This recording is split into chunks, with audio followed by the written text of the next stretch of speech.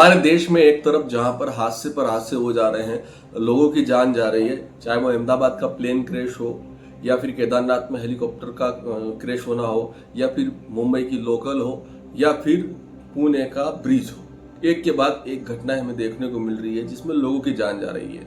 अभी उत्तर प्रदेश में कुछ दिन पहले आकाशीय बिजली गिरी जहां पर 20 से ज्यादा लोग मर गए हैं।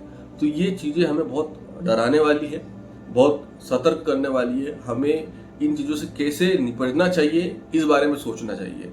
अभी हमारे देश में इतनी बड़ी चीज हुई, युद्ध होते होते बच गया। अगर युद्ध होता, लंबा चलता तो हो सकता है कि हमको भी थोड़ा इफेक्ट पड़ता, शायद हमारे भी रोजमर्रा के जो काम है उनमें फर्क पड़ता।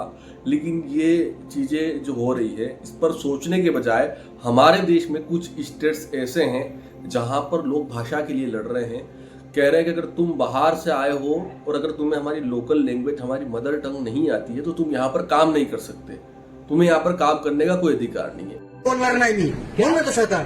मैंने आपसे क्या बोला था ये बताइए। आता तू मावळा भाषा बोलू नकोस. मैंने आपसे क्या आता मावळा भाषा बोलू नकोस मैंने तू. आपसे क्या बोला था ये काय बताइए। बोलला? काय बोललास तू? मैंने कहा मला मला तू सांगणार कोण हिंदीत बोल. अरे मला सांगणार कोण तू हिंदीत मेरे को बोल. मराठी नहीं आती तो मैं कैसे कोण तू बोलूं? सांगणार मला हिंदीत बोल. कोण सांगणार तू? हा बोल ना आता. क्या मेरे को नहीं आती मैं तू कैसे तू काय बोलूं? बोलला मला मराठी नाही येत. मी बोलणार ना, जा तुला काय करायचं ते कर. मेरे को तुझी भाषा ही का? क्या हा तुझं नाव काय? बक्कल कुठे तुझं नाव काय तुझं? क्या बक्कल कुठे? नावाचं बक्कल कुठे तुझ्या? अरे नावाची प्लेट कुठे तुझ्या? हसतोस का? नावाची प्लेट कुठे आहे? आपको कोई अथॉरिटी नहीं है कि आपको दिखाऊं मैं, ठीक है? क्या? आपको कोई अथॉरिटी दाखव ना मला. नाव काय तुझं? आपके पास नाव काय तुझं? आपके पास कोई अथॉरिटी नहीं है कि हा नाव काय तुझं सांग मला. ठीक है? नाव काय तुझं? क्या नाव काय तुझं? अरे सर आपको जो करना कर लीजिए यार. नाव काय तुझं? लाइन लग रही है, आप थोड़ा हाँ. साइड हो जाइए, ठीक है? तू सांगणार मला कोण हिंदी बोल म्हणून? तू काय बोललास मला? माफी माग माझी तू. माफी माग. मैंने माफी माग माझी तू. मैं माफी नहीं तू सांगणार मांगूंगा. कोण मला हिंदी मैंने बोल आपसे म्हणून? सर ये बोला था, मेरे को नहीं तू आ रही सांगणार मला कोण मैंने हिंदी बोल आपसे म्हणून? बोला था सर मेरे को समझ नहीं आ रही है, आप हिंदी हा, में बोलिए. तू तशी आप बोलला मेरे नाहीस. को- तू आप- रिक्वेस्ट केली नाहीस. एक सेकंड में तू रिक्वेस्ट केली नाहीस तू. क्या आणि तू मराठी राहतोस ना, मराठी पाहिजे तुला, यायला पाहिजे लक्षात ठेव. महाराज मेरे को कळलं ना? अगर आप- जास्त छान होऊ नकोस. सगळ्यांनाच हिंदी येते असं नाही. समजतं का? एक मिनट आप हिंदी में बोलोगे, एक हाँ? मिनट एक मिनट हिंदी में बोलोगे. अगर मेरे को समझ नहीं आ रही तो मैं अहो सर, हा बोलतोय तू हिंदी बोल. वर भाषेत बोलतोय तो, आवाज वाढवून बोलतोय. नहीं बोला है, मैंने बोला आप तिची भाषा अशी पाहिजे का? आवाज वाढवून बोलणार का? आप ये देखो, अगर आप- ऐसी एक दो नहीं, बहुत सारी वीडियो है जो मैं इस वीडियो में लगा सकता हूँ, लेकिन ये वीडियो बहुत लंबी हो जाएगी। आप इस बात से समझिए, पहलगाम की घटना कोई ज्यादा पुरानी नहीं है, जहां पर आतंकवादी आते हैं, हमारे लोगों से पूछते हैं कि तुम्हारा धर्म बताओ, और धर्म बताकर उनको मारते हैं। तो उन आतंकवादियों में और उन लोगों में क्या फर्क रह जाएगा देश के अंदर जो बैठे हैं, जो भाषा पूछकर हमको मार रहे हैं, अपमानित करते हैं, प्रताड़ित कर रहे हैं। खास करके महाराष्ट्र और कर्नाटका में जो चीजें हो रही हैं, जो वीडियो वहां से आ रही है, वो बहुत सोचने वाली है। दोनों ही एजुकेटेड स्टेट हैं और वहां पर जिस तरीके से भाषा को लेकर विवाद हो रहा है, जिस तरीके से वहां पर लोगों को अपमानित किया जा रहा है, कहा जा रहा है कि तुम यूपी बिहार से आए हो क्या, वहां पर कामकाज नहीं है, वहां पर तुम्हारा सीएम कुछ नहीं करता, वहां पर तुम कुछ नहीं करते हो, यहाँ आ गए मुंह उठा के, इस तरीके से उनको अपमानित किया जा रहा है। बहुत शेमलेस बात है। इस पर हर किसी भारतीय को विचार करना चाहिए, ये सोचना चाहिए कि आज हम कहां पर जी रहे हैं, कौन सी सदी में जी रहे हैं।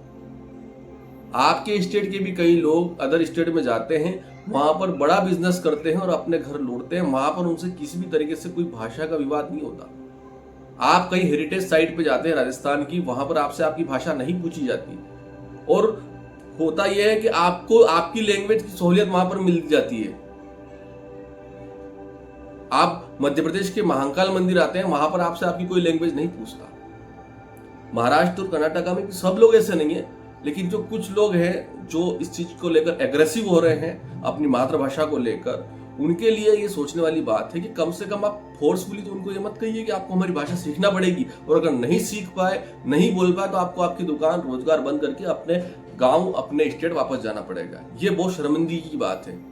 अपनी मातृभाषा पे गर्व होना चाहिए, बिल्कुल होना चाहिए, क्यों नहीं होगा। वो हमारे बुजुर्गों की विरासत है, उसको अवेयर कर रखना, उसको जिंदा रखना, ये हमारी जिम्मेदारी है। लेकिन इस जिम्मेदारी के चक्कर में कोई बाहर का व्यक्ति आपके स्टेट में आया है, वो वहां से कमा रहा है, आपको भी रोजगार दे रहा है और अपने परिवार का भी पेट पाल रहा है। वहां पर अगर आप इस तरीके से उसको भाषा के लेकर अपमानित करेंगे, प्रताड़ित करेंगे, और आप उसको उसके गांव में भेज सकते हैं, आप में इतनी क्षमता है, आप उस काबिल हैं, चलो आप उसको गांव में भेज दिया, तो क्या इससे आपकी अंतरात्मा खुश होगी?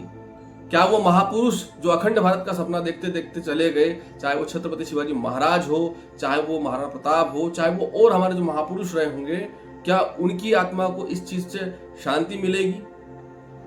आपने तो इस देश के आक्रमणकारियों को भी स्थान दे रखा है। आप उनको अपनी बगल में बिठा के उनसे बात करते हैं, उनके साथ खाना खाते हैं। जिन लोगों ने कई सालों तक आपके ऊपर अत्याचार किए, जिन लोगों की वजह से आपकी माँ बहनों ने अनेकों यातनाएं झेली, प्रताड़नाएं झेली, आपके भाइयों ने उनका सनातन धर्म त्याग करके उनका धर्म अपना लिया, उन लोगों को भी आपने अपने बगल में स्थान दे रखा है। आप उनके साथ बैठकर खाना खाते हैं, उनके साथ जाते हैं, उनके साथ इफ्तियार पार्टी भी करते हैं। आपके कई नेता ऐसे हैं, आपकी जो पार्टी जो आपने चुनी है महाराष्ट्र में, वो तो इस हद तक गिर गई है कि शर्मिंदगी की सारी हदें पार कर दी उन्होंने।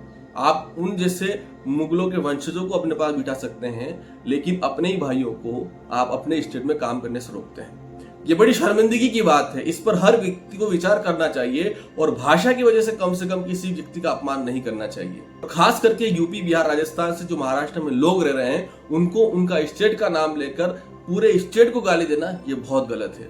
एक दो नहीं, बहुत सारी वीडियोस में ये कहा गया कि तुम्हारे यूपी बिहार में कुछ नहीं है क्या, साले आ गए बिहारी, साले आ गए यूपी के। तो प्लीज किसी को उसकी भाषा की वजह से या उसके स्टेट की वजह से अपमानित मत करिए। अगर हो सके तो ये सब रोक दीजिए, और अगर वीडियो अच्छी लगे तो वीडियो को शेयर जरूर करिएगा। धन्यवाद।